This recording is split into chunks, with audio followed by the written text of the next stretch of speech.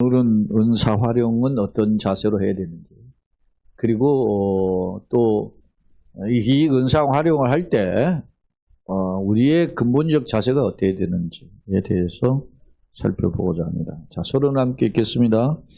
앞서 기독교인의 윤리대강령을 살펴보았죠. 어떻게 윤리대강령이 뭐죠? 너희 몸을 하나님이 기뻐하시는 산 제물로 드리라. 우리 몸은 삶이죠. 근데 삶을 하나님이 기뻐하시는 산 제물로 드리려면 어떻게 해야 되죠? 하나님이 선하시고 또 기뻐하시고 온전하신 뜻이 무엇인지를 분별하는 거예요.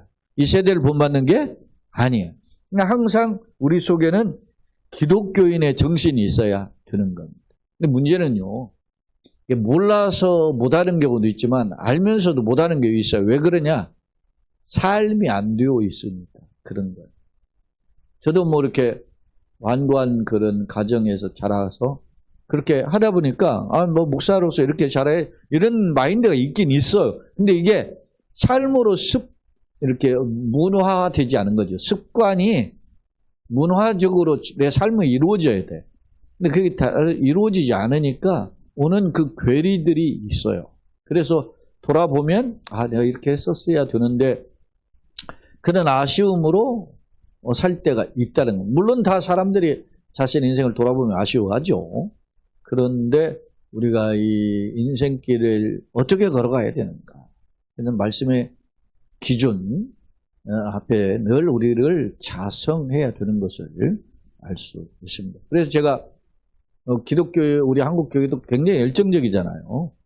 한국 교회가 세계 선교사를 생각해 보세요. 미국에 2억 한 3천만 명 되는 사람들 중에 기독교인이 보통 글쎄 몇 퍼센트인지 정확히 잘 모르겠는데 예를 들어서 50%만 잡아도 미국 사회 인구 50%까지 아니어도 예를 들어서 한 1억 정도의 인구가 있다 칩시다. 기독교인에. 거기에서 지금 선교사 파송 현황이 약 얼마 보냅니까? 5만 명?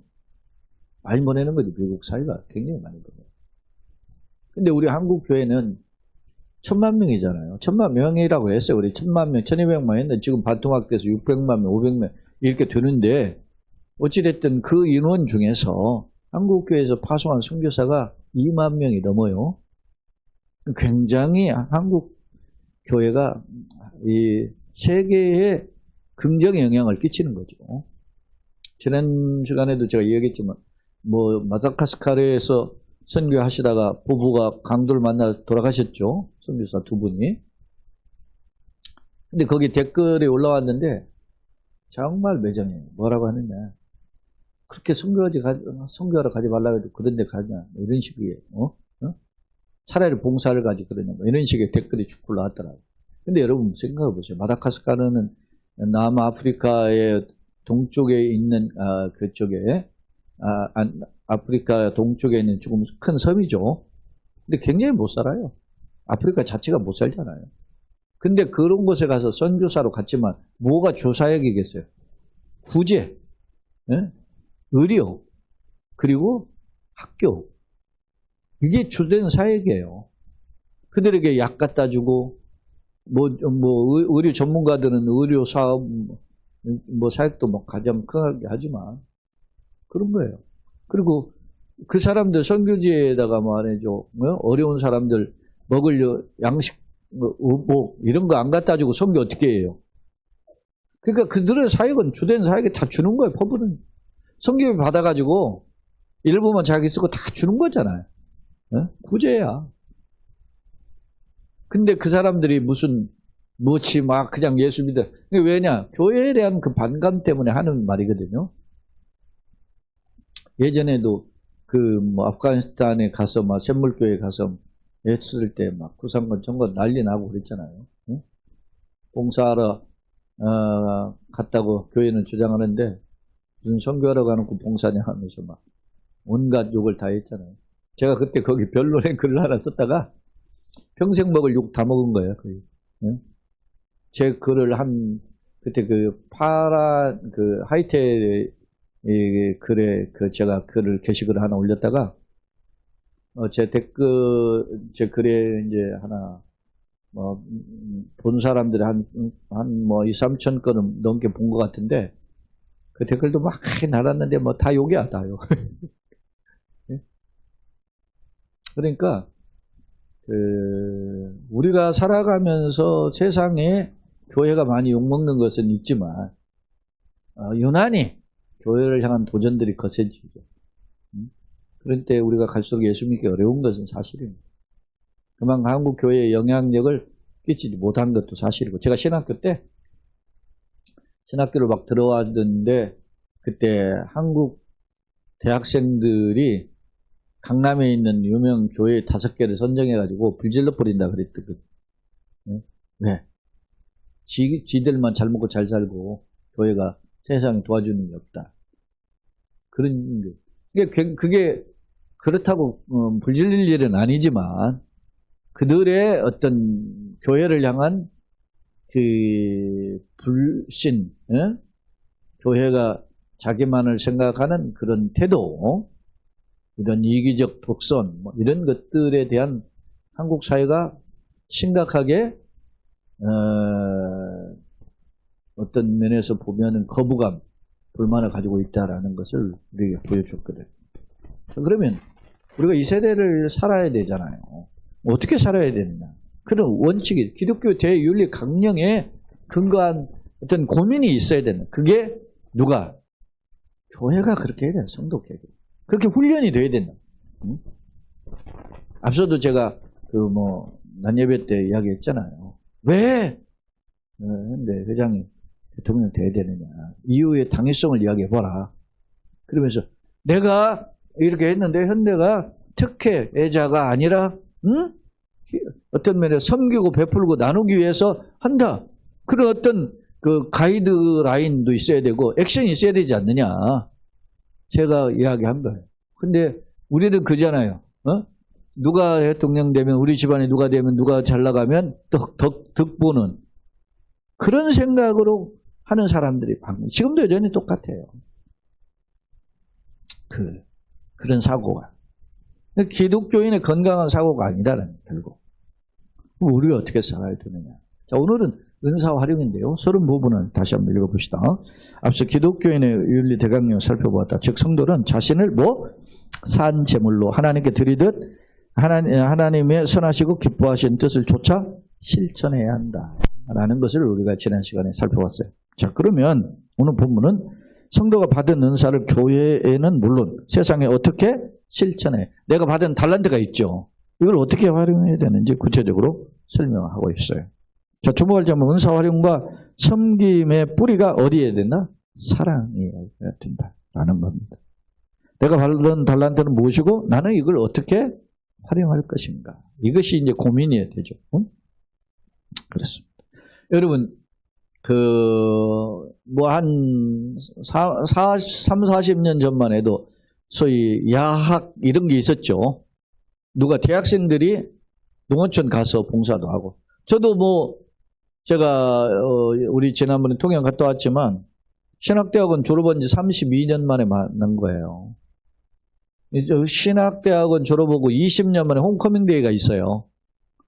졸업하고 20년이 되는 사람들이 모여가지고, 이제 하는 행사죠. 뭘 주된 행사는 아니야. 한 1억 정도 헌금을 모아가지고, 모교에 헌금을 해요. 후배들한테 장학금으로 주거든요. 예를 들어서 한 1억 정도 모아서 6천만 원 장학금 정도가 4천만 원인데 행사비로 사용하는데, 이번에 보니까 그냥 참가비로 5만 원씩 걷었는데, 이제 다른 사람들 돈 많이 내가지고 한 9천만 원 정도를 모았더라고요. 그리고 그 중에 이제 8천만 원을 쓰고 이제 1천만 원 남았다 그랬는데, 8천만 원 쓴 중에 선교사들에게는 예를 들어서 이제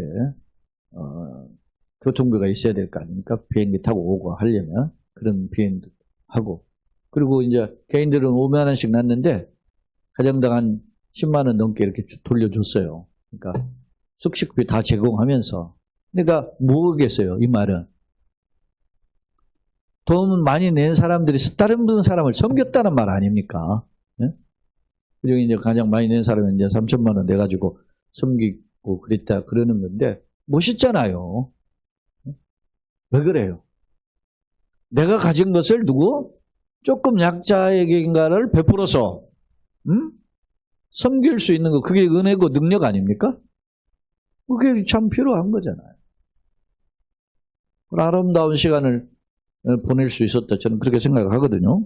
자, 그럼 우리가 은사 활용은 어떻게 해야 되냐? 성경 한번 봅시다. 오늘은 비교적 구절로는 짧아요. 그런데 내용은 많아요. 엄청난 많은 내용이에요. 사실 이게. 참고로 이게 신약 성경의 은사 활용에 대한 은사에 대한 내용이 있는 성경이 세 곳에 있어요. 로마서 여기 12장에 있고 그리고 고린도전서 12장에도 있어요. 그리고 에베소서의 4장에 있어요.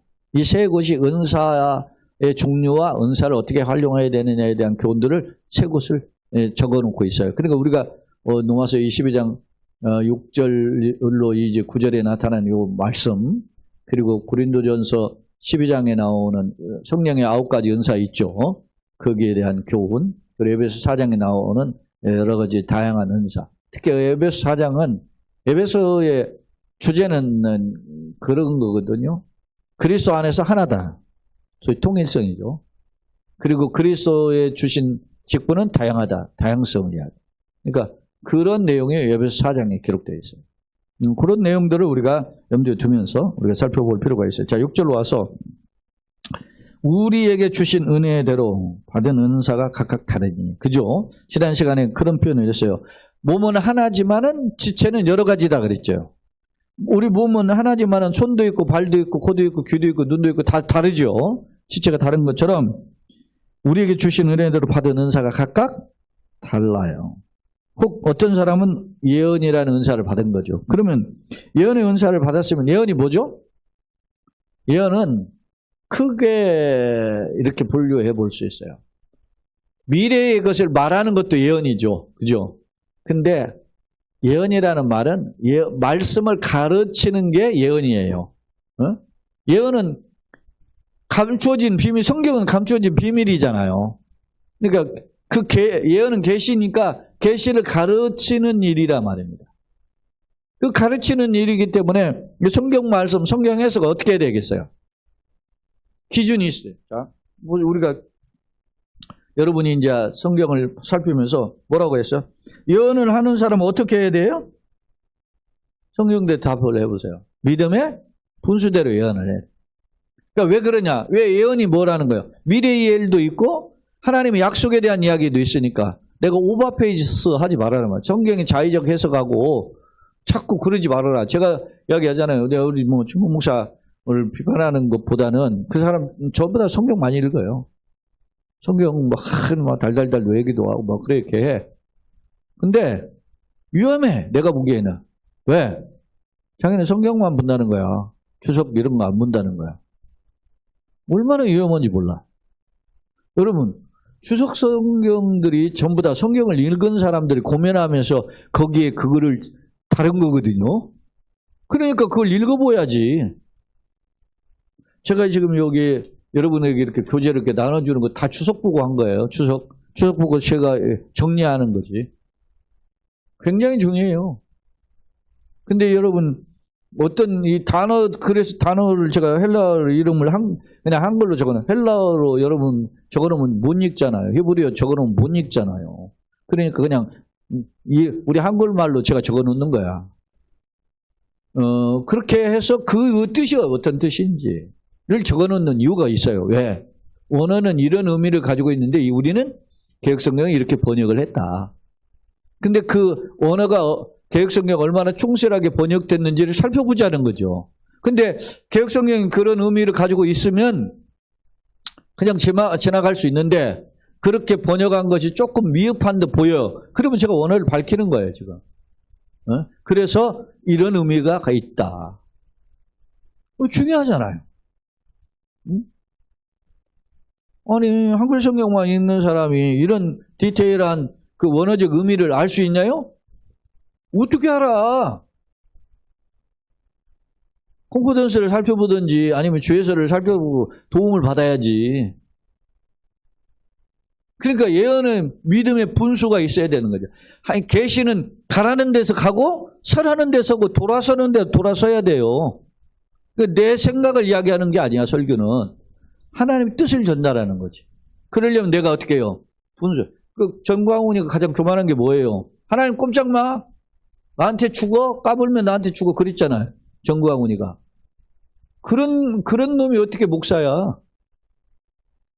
응?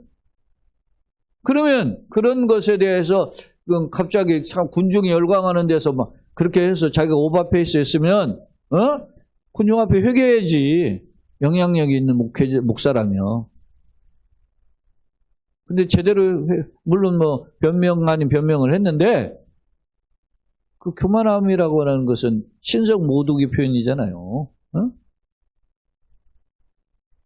우리가 분별할 줄 알아야 돼. 그 사람 한 15년 전, 20년 전에 보면 여기 금남교회에서도 모이고 그랬을 때 10,000명 집회하고 그랬어요. 10,000명. 그 누가 목회자들 부부. 굉장히 영향력 있는 사람이에요. 근데 어떻게 그런 말을 해? 아니지. 분수가 없는 거예요. 분수가. 예언이라면 뭐가 있어야 된다? 이렇게 이제 디테일하게 제가 설명하다 보면 시간이 많이 가니까 빨리 하겠습니다. 자, 믿음의 분수가 있어야 돼요. 그 다음에 혹 섬기는 봉사죠. 섬김이라는 것은 섬기는, 봉사는 최선을 다하는 거예요. 이제 여러분이 혹시 지금 현장에서는 교재를 가지고 있으니까 제가 이 단어를 세 번째 화면에다가 정리해 놨거든요. 근데 우리는 화면을 이제 일단 보여줄 테니까 그때 보고 여러분은 교재를 가지고 가서 유인물이 있으니까 보면서 설명을 들으세요. 섬기는 사람은 어떤 남을 도와주는 거니까 최선을 다해서 헌신해라. 그런 말입니다. 꼭 가르치는 자는 가르치는 사람은 교사잖아요. 그러니까 교사가 어떻게 해요? 남에게 실질적인 도움을 줄 수 있는 그런 권면을 해야 되는 거죠. 가르치는. 위로하는 자는 위로는 권위자. 바나바가 이런 일을 했잖아요. 뭘로 위로해요?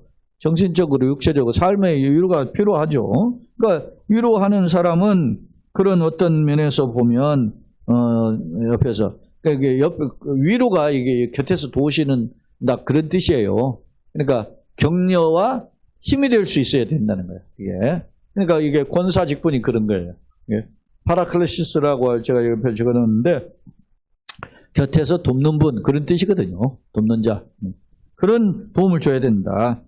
그 다음에 이제 또 구제하는 사람은 성실함. 남을 도와줄 때 여러분 적절한 때 어떻게 합니까? 그 물질을 줘야 되는데 필요한 사람 나눠줘야 되잖아요. 근데 자기가 좋아하는 측근한테는 좀 많이 주고 모르는 사람은 조금 덜 주고 이러면 안 되잖아요. 그죠? 그러니까 이걸 구제하는 성실하다는 말은 균형 있게 잘 나눠주는 것을 이 성실함으로 이렇게 표현했어요. 그 다음에 이제 다스리는 자는 부지런. 다스리는 지도자잖아요. 지도자는 남들보다 앞서야죠. 수고가 있어야죠. 부지런함이다 그런 것이죠. 부지런함이 선두에 서다 그런 뜻이에요. 그 다음에 이제 긍휼을 베푸는 자는 즐거움. 남을 도울 때 또 해야 돼 뭐 이렇게 하면 안 되잖아요. 기쁨으로 해야지. 즐거움으로 할지니라 라는 것입니다.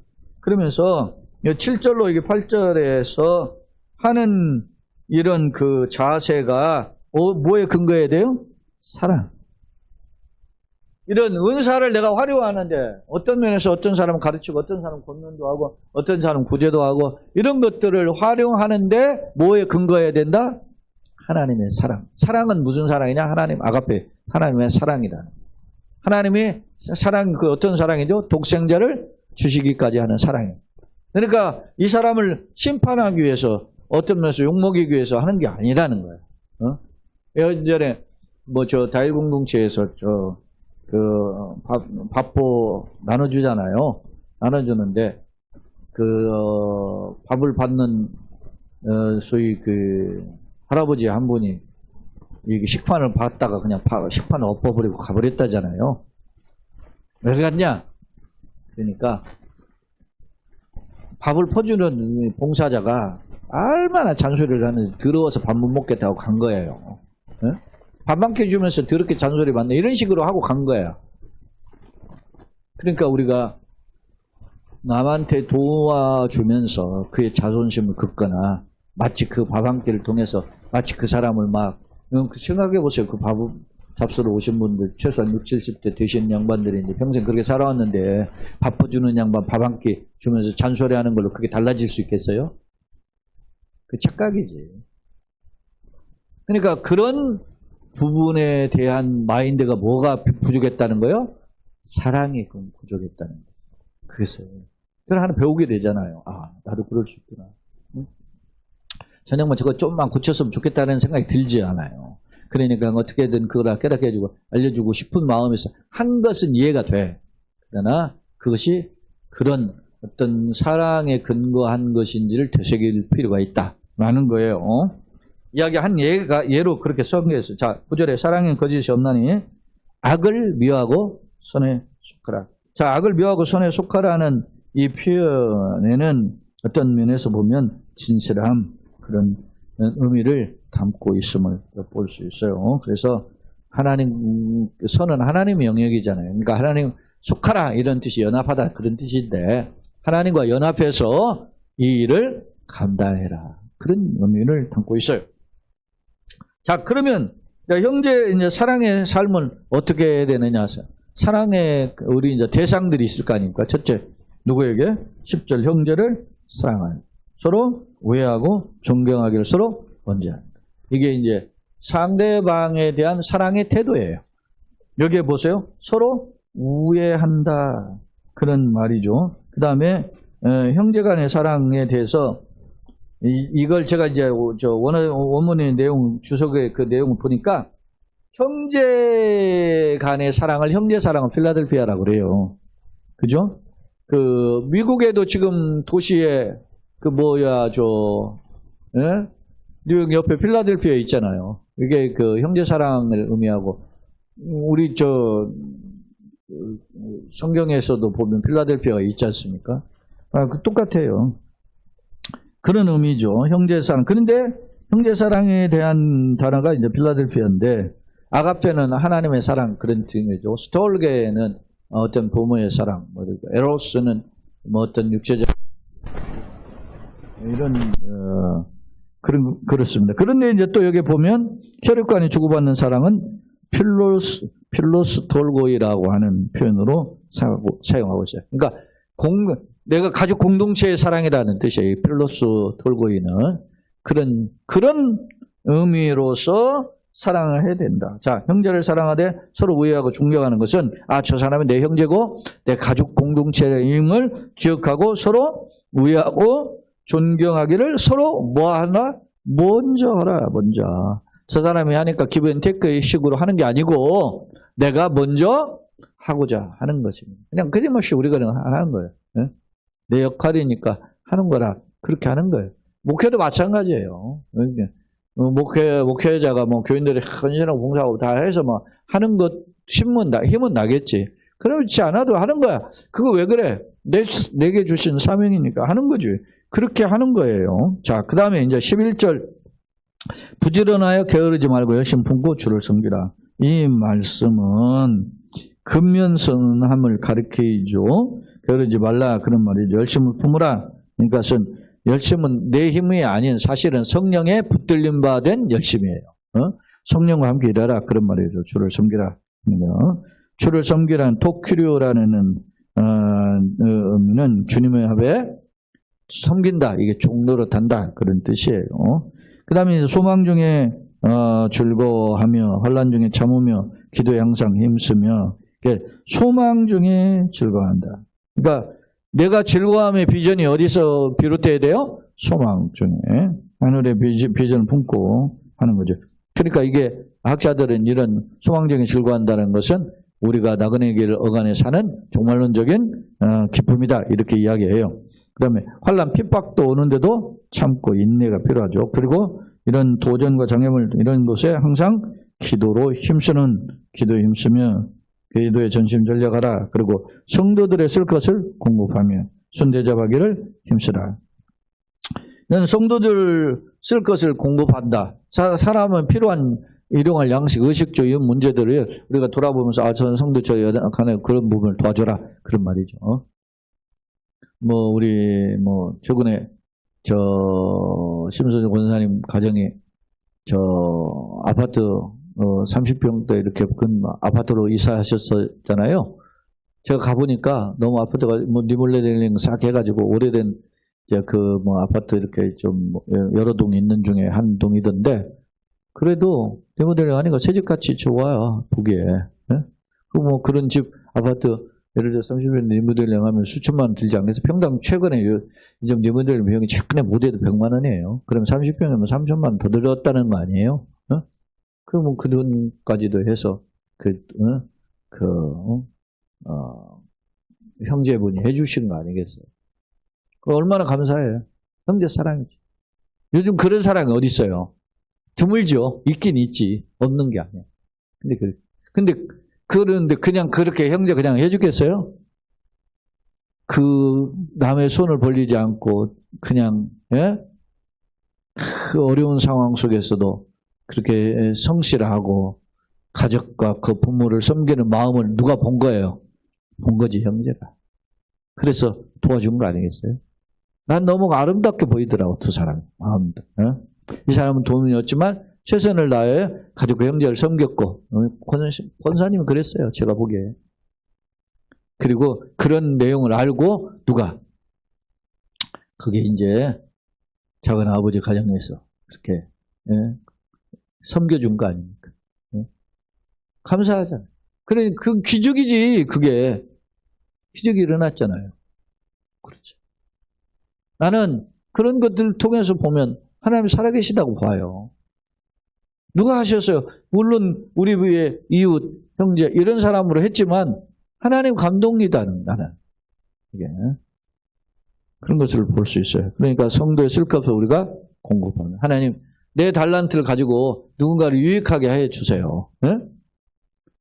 나를 통해서 약자가 잘 살고 여기 보면 강자를 대접하라는 말 없잖아. 다 약자지.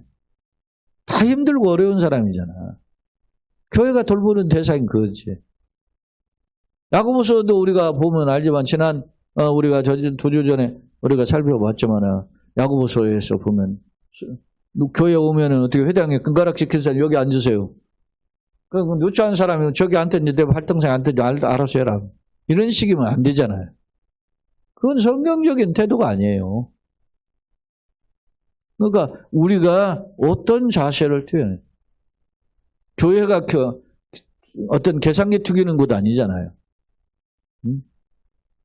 그런 마인드로 내가 예를 들어서 어디 국회의원이 됐다?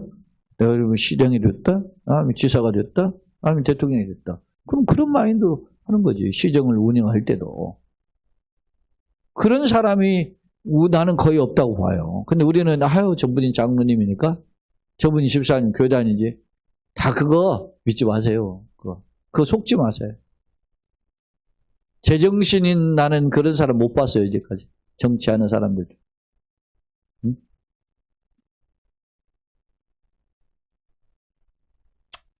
안타깝잖아요. 우리 사회. 앞서 제가 트럼프 이야기도 했지만. 그런 마인드가 없는 거지. 왜? 성경을 한번 제대로 읽냐고. 성경 공부를 제대로 한번 하냐고. 안 하잖아. 그리고 성경대로 살고자 고민 한번 하냐고. 안 하잖아. 우리는 이런 도전을 예배를 당을 통해서 받는다든지 아니면 내가 성경을 읽음을 통해서 받는다든지 고민을 해야 되는 거예요. 그리고 너 뭐 하다 왔느냐. 고민하다 오면 착하고 충성된 종이 될 것이고 아무리 크고 유명하고 박수받는 일을 그 자리에 있었지만 그 짓 안 하고 오면 주님 앞에 악하고 게으른 종이 되는 거예요. 자, 두 번째 화면 봅니다. 6절로 13절. 성도의 은사와 일을 수행하는 방법. 성도의 은사는 성령이 주셨고 역할이 각각 다르다. 즉 각자 특징을 통해서 그리스도의 몸된 교회를 세워가야 한다. 그런 것이죠. 자, 두 번째 이제 9절로 13절. 그리스도의 몸, 즉 교회 내 성도들이 상호 간에 요청되는 덕목들이 뭐냐? 가장 중요한 게 사랑이다 라는 겁니다. 사랑의 삶을 어떻게 살아야 되느냐? 결국 주님을 섬기듯 섬겨야 된다라는 의미와 강조점이 있었어요. 자, 세 번째 화면입니다. 은사와 활용과 사랑의 삶. 이걸 이제 오늘 본문 내용을 제가 총정리한 내용이에요. 사실은 이게. 오늘 보면 우리는 다양한 은사를 받았죠. 은사가 뭐냐? 카리스마인데, 카리스마가 이제 헬라어는 카리스마인데, 이거는 교회에 뭘 세우기 위해서? 덕을 세우기 위해서 성도에게 주시는 영적인 선물이에요. 앞서 제가 고린도전서 12장 이야기했죠. 고린도전서 12장, 에베소 4장에도 이게 은사에 대한 내용이 나와요. 자, 종류. 그러면 은사를 오늘 거론된 종류가 뭐죠? 첫째, 예언은 하나님 뜻을 전달하는 계시의 전달이니까 뜻을 전달하는 거예요. 그러니까 청중의 가오를 깨닫게 하며 행할 일을 가르친다. 진리를 알게 하는 거죠. 그 때문에 자신이 주관, 내 판단, 생각이 아니라 하나님의 뜻을 그대로 전달해야 돼. 계시 전달자는 그런 거예요. 내 생각이 아니야. 하나님 뜻을 전달하는 거다라는 거예요. 충하도록 자기가 어떻게 해요? 오버페이스 하지 않도록 믿음의 분수를 지켜야 한다. 두 번째, 섬김. 물질적 헌신, 이 집사, 디아코니아인데, 섬김은, 그러니까 이게 디아코니아가 집사라는 단어죠. 근데 어디서 왔느냐? 봉사라는 단어에서 왔다는 거예요. 이는 직분을 충성함으로 감당해야 돼요. 가르침, 교사의 직분인데, 성도에게 실질적인 도움을 줄 수 있는 교훈을 전달해줘라. 그런 말이죠. 위로, 권면과 위로인데, 바나바가 이런 의미를 가지고 있다고 그랬어요. 근데 이 위로의 단어가 파라클레시스인데 이게 곁에서 돕는 자, 그런 뜻이에요. 구제, 그는 교회 물질을 재분배하는 것인데 이걸 어떻게 해야 되냐? 성실하고. 근데 칼빈은 이 말을 성실한 단어를 뭘로 했어요? 순전함으로 번역했어요. 저는 이 번역이 더 가깝다고 좋아요. 성실함보다는 순전함이 낫다. 왜냐? 구제를 할 때 어떻게 해요? 잘 분배를 해줘야 되는 거예요. 순수한 마음으로. 어떤 내 편이니까 좀 더 하고 뭐 이런 게. 제가 뭐 딱 공시하는 게 아니라 내 가족의 인색하고 다른 사람이 이렇게 했다라고 하는 이야기가 이런 거예요. 이런 자세로 한 거예요. 사실은. 그럴 거 아닙니까? 난 더 챙기고 올 수 있고. 근데 그렇지 않아요. 작은 교회 섬겼지만.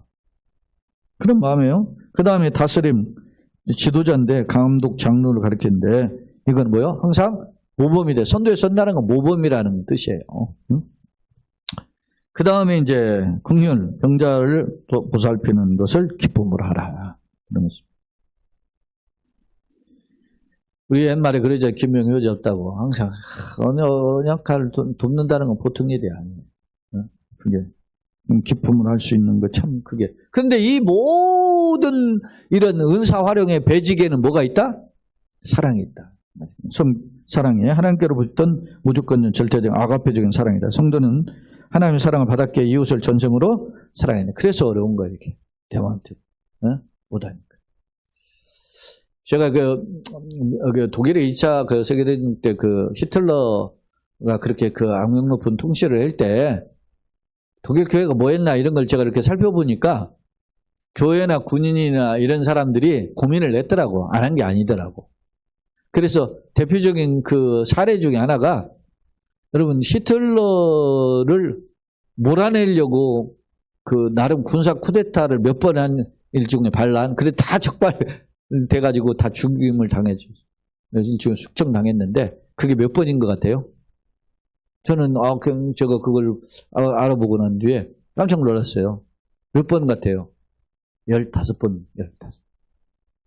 15번이었는데 얼마나 그 히틀러도 예리해가지고 그 친위대 있잖아요. 그 니들 좀 통해가지고 그걸 색출하는. 그래가지고 스파를 심는 거야. 장성에게도 심고 누구에게도 심고 다 심는 거야. 잘 나가는 놈들 심고. 그래가지고 끊임없이 발굴해내대. 그래서 히틀러는 결국 자살했잖아요. 응? 제가. 근데 끊임없이 15번이나 독일 나름대로 해서 이건 아닌데 전쟁 이러면 안 되는데 이런 고민을 했던 거야. 어떤 목회자들도 목회자 중에는 보네포 같은 게 있었고 군 장성 중에서도 그런 게 있어. 그 발각된 사람들 중에 저 총사령인데 어떤 이제 그 장군 같은 경우는 나 명예롭게 죽게 해달라 해서 총을 달라 그랬다. 자기가 그냥 권총으로 자기 머리에다 그렇게 해서 죽는 그런 장성도 있었더만 보니까. 그러니까 깨어있는 사람들이 있었던 거예요. 그 사람들이 히틀러보다 못해서 죽은 게 아니야. 그러니까 하나님 내가 나에게 주시는 이런 재능, 지식, 건강, 물질 이런 거 하나님 내가 참 선용할 수 있는 그런 은혜를 주세요. 필요하지. 개체반 같은 놈들이 요즘 세계 곳곳에 지도자가 돼서 세계가 난리잖아요. 이런 시대를 보면서 그러면서 또 그 푸틴도 그러잖아요. 성공을 하고서는 하잖아. 예수 이야기해. 지가 뭐 하나님 믿는 것처럼. 트럼프도 막 장 기독교 보수 기독교. 안타깝죠.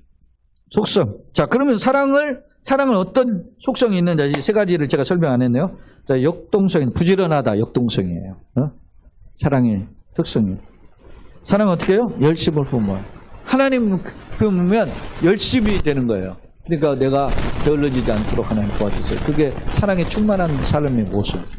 그리고 낙천성. 혼란 중에도 어떻게 해요? 참고 기뻐요. 주님이 기쁘게 해야 돼요. 하다 보면 지쳐요.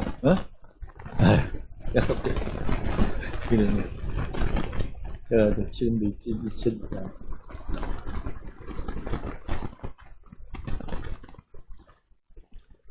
제가 예전에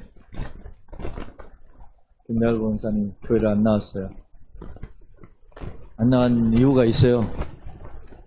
참 어렵게 사는데 제가 그 집을 가가지고 그렇게 해서 참 구제를 해서 했는데 그 아들이 이런 분이 있냐고 다 교회 다니면 이런 교회 다니셔야 된다고 자기 어머니 모시고 나온 거예요. 그 사람이 남인동이야.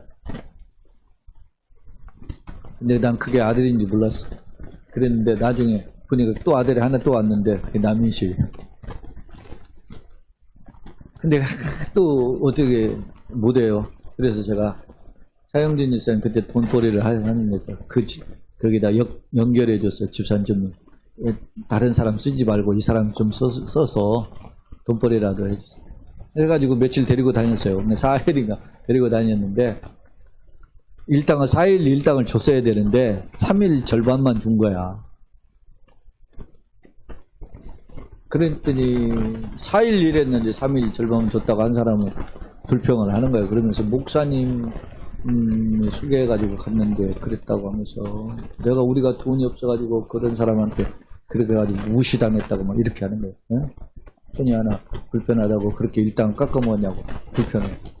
그래서 제가 이제 물어봤어요. 왜 일당 안 줬냐 했더니 하루는 나와가지고 일도 안 하고 전화질만 하고 하다가 단절은 안 하고 그냥 가버렸다. 그래서 일당 줄 수 없어서 줄바밖에 안 줬다. 그러니까 그 말 또 들으니까 또 일리가 있어. 그런데 어찌됐든 그 일로 인해서 교회를 안 나온 거예요. 내가 이놈의 교회 나갔다가 무시당해가지고잖아. 이랬다고. 그래서 내가 그 실망을 갔어요. 갔는데 걸레를 빨다가 나한테 걸레 물을 확 끌어버려. 네? 걸레 빤 물을 목사 신발에다 부어버리더라고.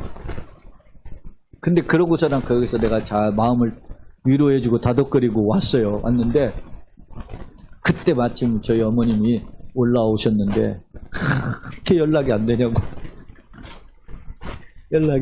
막 그러면서 세상은 흔해 빠진 다 핸드폰 뭐 이렇게 가지고 제가 핸드폰이 그때 없었어요.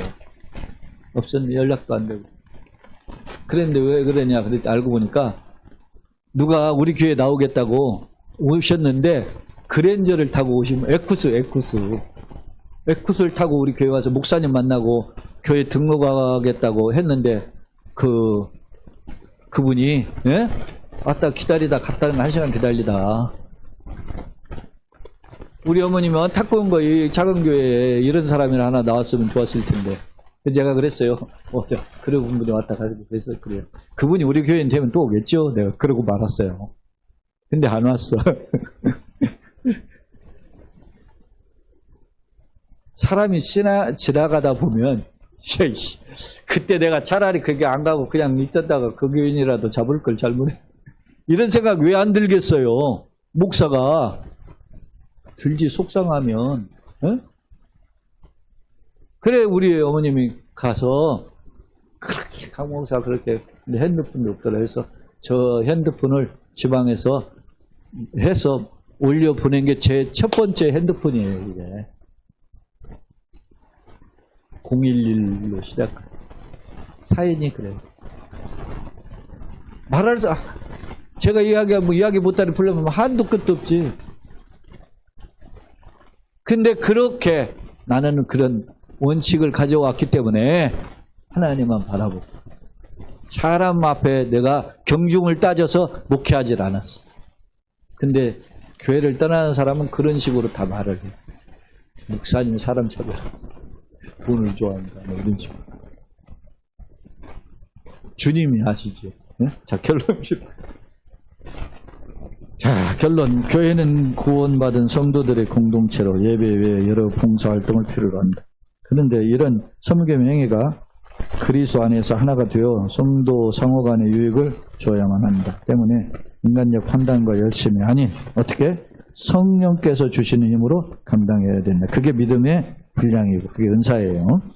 바울은 은사의 다양한 역할의 중요성과 함께 그것이 독생자를 주신 하나님의 사랑으로 실천되어야 함을 교훈하고 있다. 나는 하나님 크신 사랑에 감격하는 것, 또한 사명에 붙들 교회와 성도를 건강하게 세워가기를 소망한다.